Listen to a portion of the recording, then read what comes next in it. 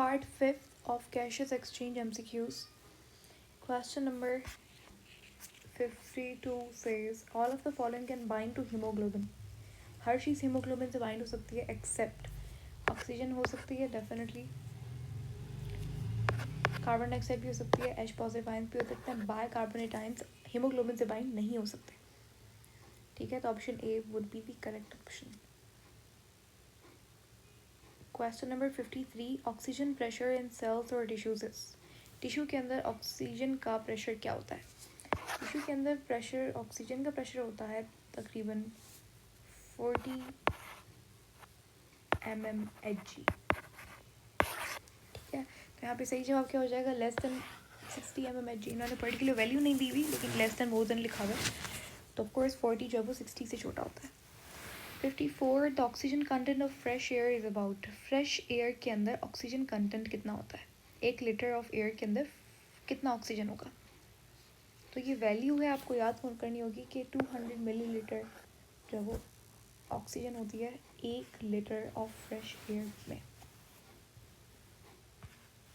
All of the following facilitate the release of oxygen from hemoglobin except.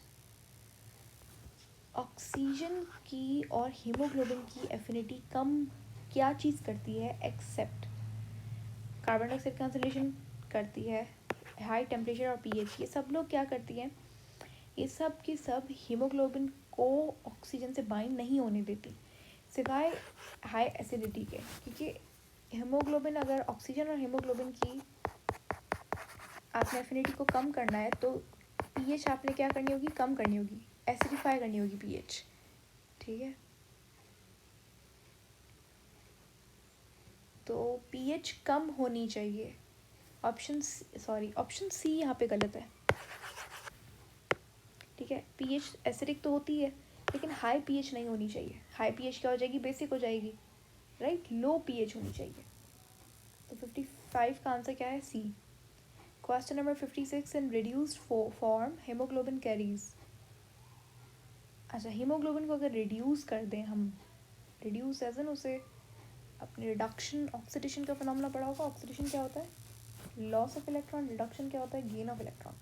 अगर haemoglobin reduce हो जाए तो वो क्या चीज़ कैरी करता है? Hydrogen ions. ठीक है, हाइड्रोजन. देखो, रिडक्शन के 3 डेफिनेशन है. पहला गेन ऑफ इलेक्ट्रॉन, दूसरा गेन ऑफ हाइड्रोजन, और तीसरा लॉस ऑफ ऑक्सीजन. तो ऑफकोर्स हीमोग्लोबिन के साथ हाइड्रोजन आयन भी अटैच हो जाता है, तो हम कहेंगे कि ये रिड्यूस्ड हीमोग्लोबिन है. ठीक है. 57 which of the following has maximum oxygen carrying capacity. सबसे ज़्यादा ऑक्सीजन कैरिंग कैपेसिटी किसके पास होती है?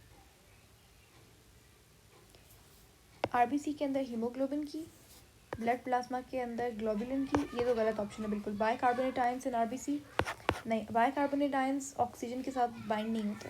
और मायोग्लोबिन इन सार्कोप्लाज्मा. सार्कोप्लाज्मा कहते हैं हमारे पास जो लिपिड बाइलेयर होती है ऑफ मसल्स, उसे सार्कोप्लाज्म कहा जाता है. मायोग्लोबिन एक और पिगमेंट है हमारे पास. तो सबसे ज़्यादा जो ऑक्सीजन कैरिंग कैपेसिटी होती है वो किसकी होती है? वो होती है हीमोग्लोबिन की. 57 का आंसर है ए. ठीक है, यहाँ पे वो एफिनिटी नहीं कह रहा, वहाँ पे कह रहा है कि मैक्सिमम ऑक्सीजन कौन कैरी कर सकता है, सबसे ज़्यादा ऑक्सीजन कैरी कौन कर सकता है.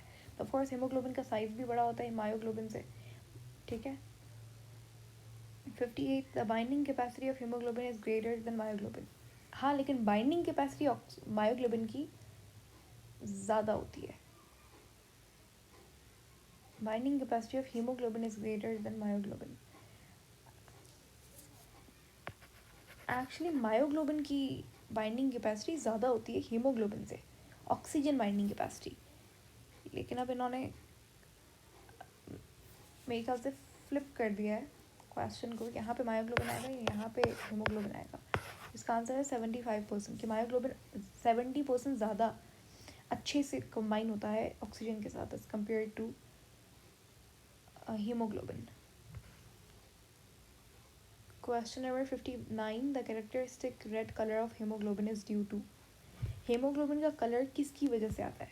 उसके अंदर एक पिगमेंट होता है आरबीसी के अंदर पिगमेंट होता है हीमोग्लोबिन हीमोग्लोबिन के अंदर हमारे पास हीम ग्रुप होता है, आयरन कंटेनिंग हीम ग्रुप। इसकी वजह से ही कलर जो है वो बहुत ज़्यादा क्या है, कलर जो है वो रेड कलर अपीयर होता है।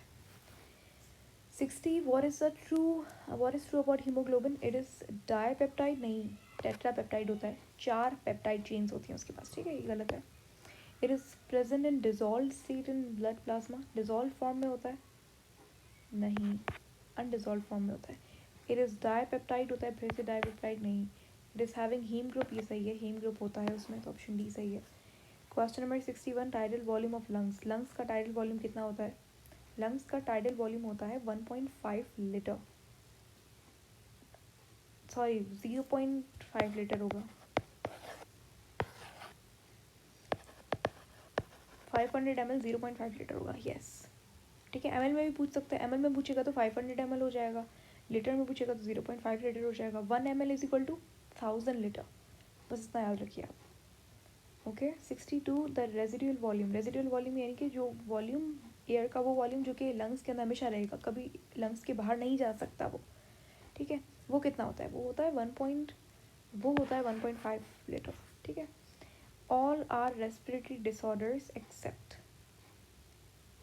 तो एम्फाइजमा रेस्पिरेटरी डिसऑर्डर है, पल्मोनरी ट्यूबरक्लोसिस, लंग कैंसर, ये सारे रेस्पिरेटरी डिसऑर्डर है। रिकेट जो है वो विटामिन डी की डेफिशिएंसी से होता है, बोन रिलेटेड डिजीज़ है, तो रेस्पिरेटरी डिसऑर्डर नहीं है। 64, in heavy smoker cellular become enlarged and damaged which reduce the surface area for the exchange of respiratory gases। इस कंडीशन को कहा जाता है एम्फाइजमा, जिसके अंदर क्या होता है, मेनली स्मोकर्स के अंदर होता है। होता क्या है कि उनका जो एल्वुलाई है वो बर्स्ट हो जाता है और फिर अगेन वो रीजनरेट होता है। जब वो रीजनरेट होता है तो बहुत सारे एल्वुलाइज मिलकर एक एल्वुलाई बनाते हैं, तो वो बड़ा सा एल्वुलाई बनता है लेकिन उसका सरफेस एरिया कम हो जाता है। अच्छा